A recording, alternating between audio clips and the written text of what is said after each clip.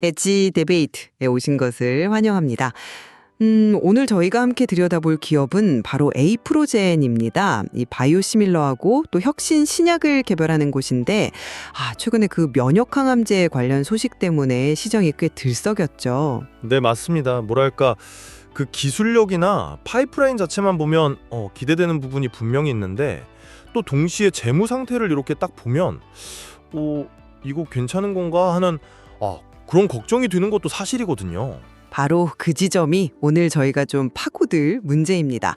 에이프로젠이 지금 그 면역 항암제 같은 혁신 신약에 굉장히 공격적으로 투자하고 있잖아요. 이게 재무적으로는 좀 불안해 보일 수도 있지만 결국에는 미래의 큰 성공을 위한 뭐랄까 올바른 길일까요? 아니면 이게 어쩌면 글쎄요 너무 위험한 그런 도박일까요? 이 질문을 저희에게 주어진 자료들을 좀 바탕으로 해서 한번 풀어가 보죠. 네. 조금 더 구체적으로 말하자면 과연 에이프로젠의 그 혁신 신약 파이프라인, 특히 그 면역 항암제 PMC309에 대한 기대감, 이게 수년간 계속된 재무적인 어려움을 상쇄하고도 남을 만큼 현실성이 있는 건가? 아니면 현재 그 재무 상태가 결국 발목을 잡아서 성장을 가로막게 될 것인가? 이 정도가 핵심 논점이라고 할 수 있겠네요. 저는 에이프로젠의 그 혁신적인 파이프라인, 특히 PMC309가 가진 잠재력하고요. 또 성장 가능성에 좀 주목하면서 긍정적인 측면을 좀 더 강조해 보려고 합니다. 저는 그럼 반대로 계속되는 재무적인 부담 그리고 신약 개발이라는 그 길 자체가 가진 본질적으로 높은 불확실성, 여기에 좀 더 초점을 맞춰서 신중하게 접근해야 한다는 입장을 말씀드리겠습니다. PMC309입니다. 이게 왜 중요하냐면요. 현재 전 세계 항암제 시장을 거의 휩쓸고 있는 머크, MSD의 키트로다와 함께 사용할 가능성을 보고 개발 중이기 때문입니다. 아시다시피 키트로다가 연 매출이 수십조 원짜리 약이라는 걸 생각해보면 이 약하고 시너지를 낼 수 있다. 이것만으로도 정말 엄청난 잠재력을 가진 거죠. 만약에 이 병용 투여 효과가 입증되고 기술 이전이나 파트너십까지 성사된다면 이건 정말 에이프로젠의 기업 가치를 완전히 바꿔놓을 수 있는 그런 게임 체인저가 될 수 있습니다. 벌써 호주에서 임상 1상을 진행 중이고 또 초기 데이터만으로도 글로벌 기술 이전을 추진할 정도다. 이건 상당히 고무적인 신호라고 저는 생각해요. 물론 이것만 있는 건 아니고요. 바이오시밀러 분야에서도 레미케이드, 허셉틴, 휴미라 같은 여러 파이프라인을 가지고 있습니다. 특히 최근에 그 미국 FDA를 중심으로 임상 3상을 면제해주는 그런 추세가 확산되고 있는데 이건 에이프로젠에게는 정말 큰 기회거든요. 개발 비용하고 시간을 확 줄일 수 있으니까요. 실제로 허셉틴 바이오시밀러 임상 3상을 중단하고 서류 기반 허가로 방향을 튼 거, 이게 바로 이런 규제 변화를 아주 영리하게 활용하는 모습이라고 저는 봅니다. 여기에다가 또 생산 효율을 크게 높여서 원가 경쟁력을 확보할 수 있는 그 퍼퓨전 연속 배양 기술 같은 자치 생산 기술력, 그리고 이걸 활용한 위탁 개발 생산, CDMO 사업 확장 가능성까지 고려하면 성장 동력은 충분하다고 봅니다. 물론 계속되는 영업 손실, 작년에 574억, 올해 추정치는 무려 868억이나 되니까 걱정되는 건 사실입니다. 하지만 이건 미래, 특히 그 신약 개발 성공이라는 큰 그림을 위한 어쩔 수 없는 투자 비용이라고 봐야 하지 않을까요? 시장도 이런 잠재력을 좀 잃고 있다고 생각합니다. PBR이 한 1.3배 수준이고 최근 주가가 급등한 것도 단순 테마가 아니라 이런 구체적인 파이프라인 진행 상황이라든지 규제 환경 변화, 이런 거에 대한 기대감이 반영된 결과라고 해석합니다. 말씀하신 그 잠재력이나 기술력에 대한 부분은 저도 어느 정도는 동의합니다. 하지만 현실적인 문제를 외면할 수는 없죠.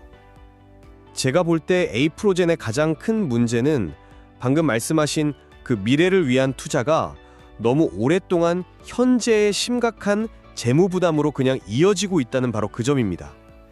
수년째 계속되는 대규모 적자, 올해 순손실 추정치가 무려 1,000억 원이 넘습니다. PER이나 ROE가 마이너스라는 건 단순히 숫자가 나쁘다 이걸 넘어서 기업이 돈을 벌기는커녕 그냥 까먹고 있다는 뜻이고요. 특히 그 마이너스 37.91%의 ROE는 주주들의 투자가 매년 정말 심각하게 훼손되고 있다는 아주 명백한 증거입니다. 이런 상황에서 과연 지속 가능한 성장이 가능할까요? PMC300, 이게 매력적인 카드인 건 맞습니다. 키트루다 병용이라는 목표도 원대하고요. 하지만 현실은 어떻습니까? 아직 호주 임상 1상 단계입니다. 신약 개발이라는 게 아시다시피 얼마나 성공 확률이 낮은지 우리 모두 잘 알고 있지 않습니까?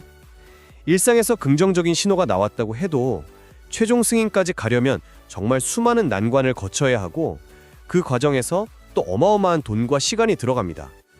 만약에 실패라도 한다면 그동안 쏟아부은 모든 것이 그대로 다 손실로 돌아오고 기업의 재무 상태는 더 나빠질 겁니다. 그 초기 데이터 기반 기술 이전 추진이라는 말도 물론 긍정적으로 볼 수도 있겠지만 다른 한편으로는 글쎄요.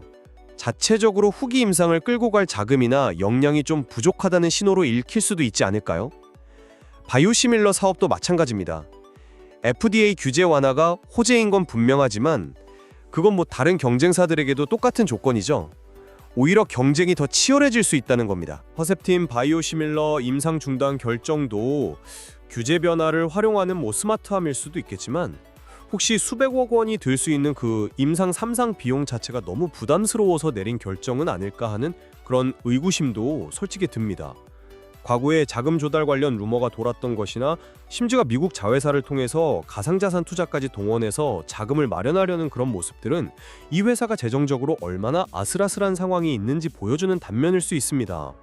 이런 펀더멘털을 고려하면 최근 주가 상승은 신약 개발 성공이라는 아직은 너무 불확실한 미래에 대한 기대감이 좀 과도하게 반영된 투기적 성격이 강하다고 저는 보고 있습니다.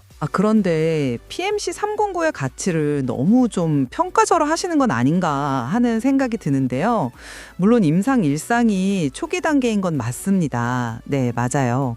하지만 그 파트너가 될 수 있는 약물이 바로 키트루다라는 점, 이걸 간과해서는 안 된다는 거죠. 이건 단순한 신약이 아니라 연매출이 수십조 원에 달하는 말 그대로 항암제 시장의 판도를 바꾼 약입니다. 만약에 PMC 309가 이 키트루다의 효과를 조금이라도 더 높여준다거나 아니면 기존의 키트루다가 잘 듣지 않던 환자들에게 새로운 희망을 줄 수 있다면 그 파급력은 정말 상상 이상일 겁니다. 임상 초기 데이터만으로 글로벌 제약사들하고 기술 이전 논의를 시작할 수 있다. 이 자체가 이 후보 물질이 가진 가능성을 보여주는 방증 아닐까요? 그냥 막연한 기대감이 아니라 실제 데이터를 가지고 움직이고 있다는 점이 중요하다고 봅니다. 특히 머크 같은 글로벌 빅파마와 연결될 가능성이 있다는 건 이건 에이프로젠이 단숨에 글로벌 시장의 주류로 올라설 수도 있는 엄청난 기회라고 생각합니다. 글쎄요, 그 가능성이라는 말의 무게에 대해서 다시 한번 좀 생각해봐야 할 것 같습니다. 임상 1상에서의 긍정적 데이터가 최종 성공을 담보하지 않는다는 건 이건 바이오 업계의 거의 상식과도 같지 않습니까? 얼마나 많은 유망주들이 2상, 3상에서 고배를 마셨습니까? 병용 투여했을 때 정말 시너지가 나는지, 그리고 또 혹시 예상치 못한 부작용은 없는지, 이런 것들은 훨씬 더 많은 환자를 대상으로 훨씬 더 긴 시간 동안 아주 엄격하게 검증되어야 하는 문제입니다. 기술 이전 논의를 시작했다는 것하고 실제로 성공적인 조건으로 계약을 체결하는 것은 전혀 다른 문제이고요. 만약 개발에 실패하거나 기술 이전 협상이 틀어진다면 그럼 어떻게 될까요? 그동안 쏟아부은 막대한 R&D 비용은 그대로 그냥 날아가는 거고 기대감으로 올랐던 주가는 폭락할 수 있습니다. 잠재력이 크다는 말을 반대로 실패했을 때 위험 역시 그만큼 크다는 뜻입니다. 저는 이게 마치 외줄타기로 보는 기분이에요. 성공하면 모든 걸 얻지만 한 발만 삐끗하면 모든 걸 잃을 수 있는 그런 상황인데 너무 아슬아슬해 보인다는 거죠. 물론 그 위험성, 무시할 수는 없죠. 하지만 그 위험을 감수할 만한 가치가 충분히 있다고 보는 겁니다. 그리고 그 위험을 좀 관리할 다른 춘에 있다는 점도 봐야 합니다. 재무 건전성 문제로 자연스럽게 좀 넘어가 보죠. 계속되는 적자, 물론 문제입니다. 저도 인정해요. 하지만 이걸 단순히 문제로만 볼 게 아니라 투자의 관점에서 봐야 한다는 겁니다. 특히 에이프로젠처럼 혁신 신약 개발에 거의 사활을 거는 기업에게 R&D는 비용이 아니라 미래를 위한 투자죠. 그리고 그 투자가 서서히 결실을 볼 가능성도 좀 보이고 있습니다. 앞서 말씀드린 그 바이오시밀러 사업이 규제 완화 덕분에 앞으로 좀 안정적인 현금 창출원, 그러니까 캐시카우 역할을 해줄 수 있습니다.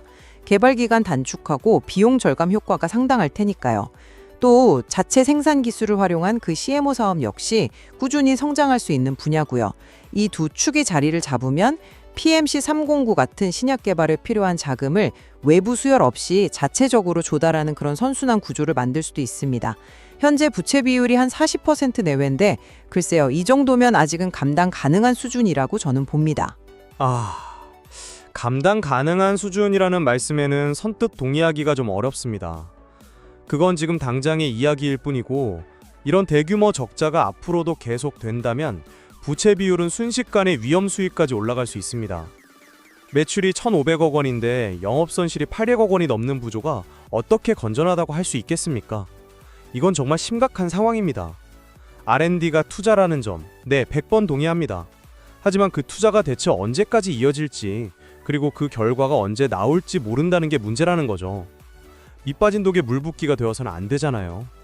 바이오시밀러나 CMO 사업이 안정적인 캐시카우가 될 거라는 전망도 이것도 아직은 희망에 가깝습니다. 경쟁은 점점 치열해지고 있고 이 시장에서 의미 있는 수익을 내기까지 또 시간이 걸릴 겁니다. 그 사이에 신약 개발 비용은 계속 들어가는데 과연 버틸 체력이 덜까요? 재무구조 개선 없이는 아무리 좋은 기술과 파이프라인이 있어도 그건 그냥 사상노각일 수 있습니다. 이 부분은 정말 시급하게 해결해야 할 과제라고 생각합니다. 바이오시밀러 전략에 대한 해석도 조금 다르신 것 같네요. 저는 그 허셉틴 바이오시밀러 힘상 3상 중단 결정, 이걸 상당히 긍정적으로 봅니다. 규제 완화라는 그 외부 환경 변화를 놓치지 않고 아주 발빠르게 전략을 수정한 거니까요.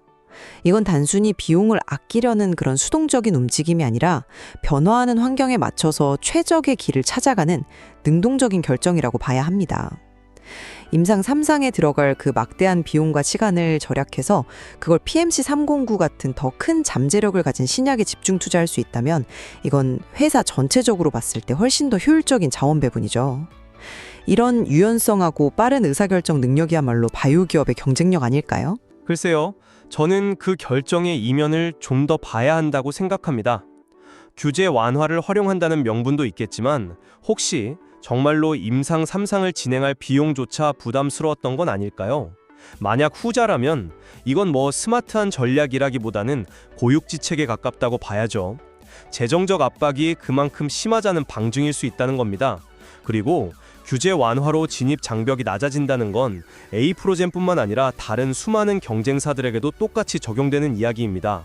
앞으로 바이오시밀러 시장은 지금보다 훨씬 더 붐비고 경쟁이 치열해질 가능성이 높습니다. 이런 상황에서 단순히 허가를 받는 것을 넘어서 실제로 시장에 성공적으로 안착하고 수익을 내는 건 전혀 다른 차원의 문제입니다. 과연 에이프로젠이 이 치열한 레드 오션에서 확실한 승기를 잡을 수 있을지는 좀 더 지켜봐야 할 문제라고 봅니다. 마지막으로 시장의 평가를 한번 보죠. PBR이 1.3배를 넘는다는 건 시장이 단순히 이 회사 현재 자산 가치만 보는 게 아니라 미래의 성장 가능성에 분명히 프리미엄을 주고 있다는 뜻입니다. 최근 주가 상승도 그냥 뭐 바이오 테마에 묻어가는 게 아니라 PMC-300 임상 진행이나 바이오시밀러 규제 완화와 같은 구체적인 이벤트에 반응한 결과입니다. 시장 참여사들이 이런 정보들을 종합적으로 분석해서 이 회사 지금보다 더 성장할 수 있겠다라고 판단하고 있다는 거죠. 결코 비이성적인 움직임만은 아니라고 봅니다.